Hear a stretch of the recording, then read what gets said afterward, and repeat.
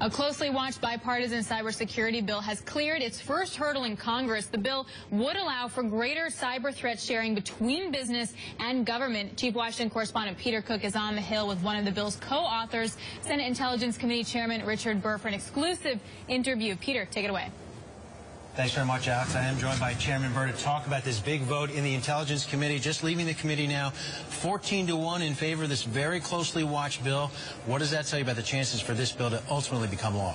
Well, I think what it tells you is that the Intelligence Committee understands the threat that this presents to American business, to the American economy, and despite some differences, nobody totally won. Everybody gave a little bit, and at the end of the day, we've got a bill that legitimately can go to floor, and I think find a supermajority to overcome the obstacles that we've seen of late, and hopefully pass the Senate with a fairly significant margin.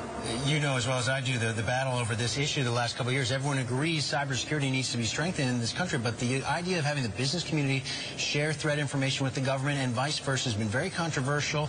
This bill would allow it to happen and give companies legal protection. Tell me how this would work if I'm a company and I see a threat coming through my door. Sure, we focus on three things: private to private, one business calling a competitor, having antitrust protections to allow them to do it, to see was their competitor penetrated the same way, and if so, did their competitor have some type of software that enabled it not to affect them. That's instantaneous security right there.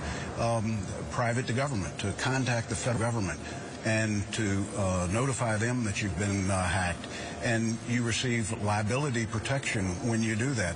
And government to private, it means that the government for the first time is empowered to go back to the private sector and say, here's what we've found, and here's how you can defeat it if it happens to you.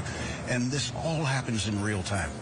Anthem, Sony, J.P. Morgan, would those events have happened if this law had been in place? The truth is they would have happened, but we might have minimized the loss because of the response time that we could have provided those companies. But more importantly, the fears that existed with other healthcare data companies or with other financial companies, they would have also been clued in by the federal government immediately. We would have made sure that no intrusions hit their system.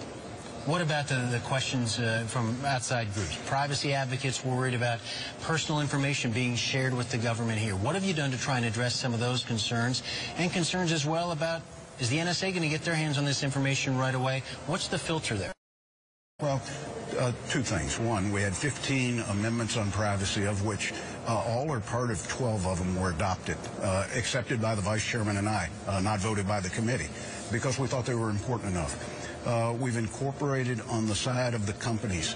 We don't want them to send personal data to the federal government unless it's absolutely crucial to show the cyber attack.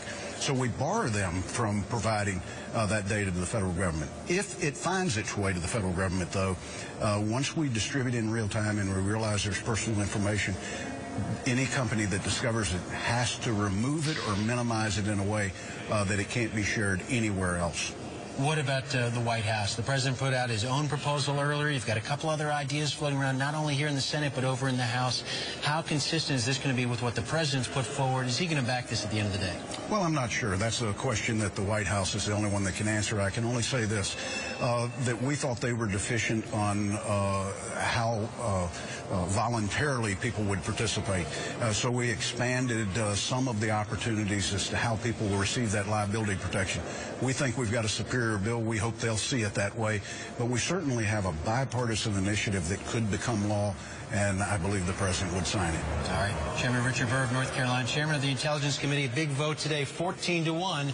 A bipartisan vote in the Intelligence Committee. We'll see what happens to this legislation, Alex, now that it heads to the Senate, hopefully sometime soon? Soon. Soon. Soon. Back to you, Alex. All right.